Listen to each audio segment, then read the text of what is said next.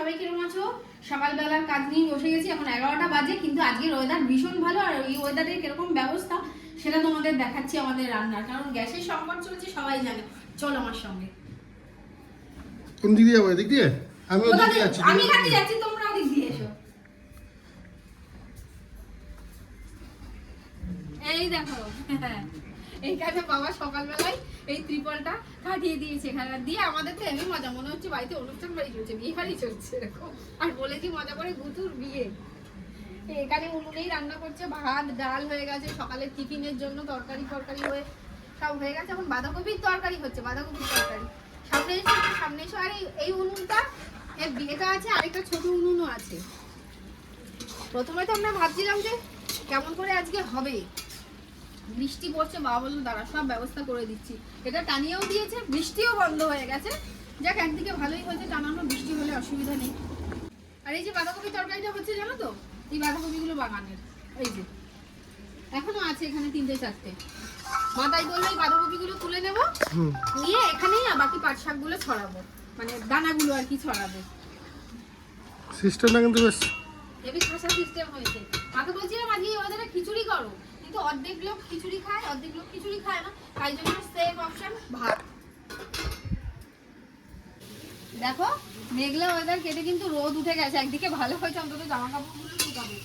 আর আমাদের বাঁধাকপি রান্না হয়ে গেল। তারপরে হঠাৎ ঠিক হলো যে ফ্রাইড রাইস চিলি চিকেন হবে।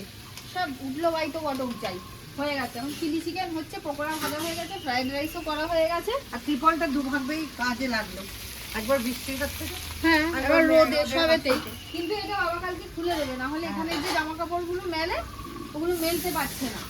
তাহলে রোজ 3 তলায় গিয়ে জামা কাপড় মেলা আনা ওই আরেক খাটনির কাজ। চিলি চিকেনটা করতে থাকি। গুটুনি স্নান হয়ে গেছে? গুটুনি স্নান করে ওর জন্য চিকেন স্টু হচ্ছে, গুটুনি খাচ্ছে। গুটুনি খেয়ে নিক, তারপর দেখবে ও কি রান্না হলো। হ্যাঁ একটু খাবে, টেস্ট করবে একটু। এটা কি লাউ গাছ? কুমড়ো গাছ। ও, ওয়েদারটা ফ্যান্টাস্টিক হয়ে গেল। হ্যাঁ হ্যাঁ খুব ভালো হয়ে গেছে। মা রঙ্গন ফুলগুলো তো গাছে ভরে আছে, তুলতে পারো? হ্যাঁ, এই ফুলগুলো কি সুন্দর দাদা। কত ফুল তোলে, মা তোলে আর দরকার করে না। বাড়িতে এত আমাদের ফুল গাছ, ফটোকে দিয়ে সব হয়ে যায়। আমি রোজ এই সাদা কাপড়গুলো তুলি। শুধু একটা আম গাছ আর বেল গাছ থাকলে মায়ের 16 কথা পূর্ণ হয়ে যেত, আম পাতা বেল পাতা সব পেয়ে যেত। হয়ে গেল পুরো? হ্যাঁ পুরো রান্নাবান্না করছি। মাকে দেখলাম উনুনটা তো আমি ঠিক মতন জ্বালতে পারি না, শুধু আমি জেলে দেওয়ার জন্য। মানে ওরকম হাই ফ্লেম না হলে একটু কড়া আঁচ তো চাইনিজ আইটেমের জন্য লাগে। মানে একটু কড়া আঁচ দাও।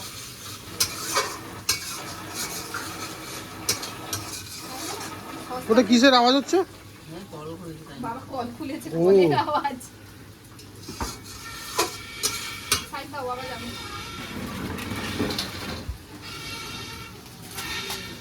ব্যাপারটা কিন্তু হেভি লাগছে।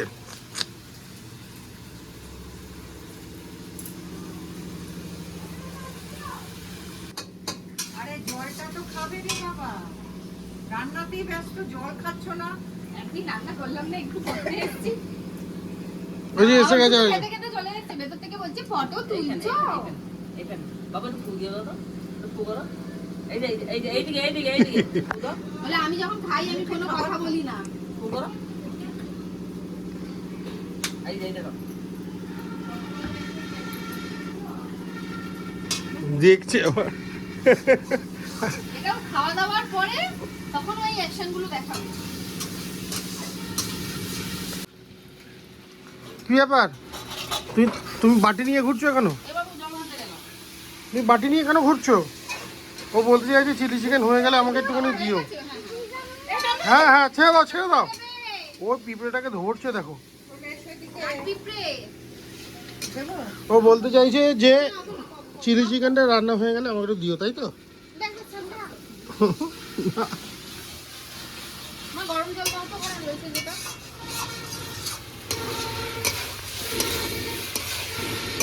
ড্রাই রাখলে কি অসুবিধা, বেশি গ্রেভি দেবে না। হ্যাঁ গ্রেভি করতে হবে, দুবেলার নামে হচ্ছে, রাতে রুটির সাথে আবার এখন তো ফ্রাইড রাইসের সাথে।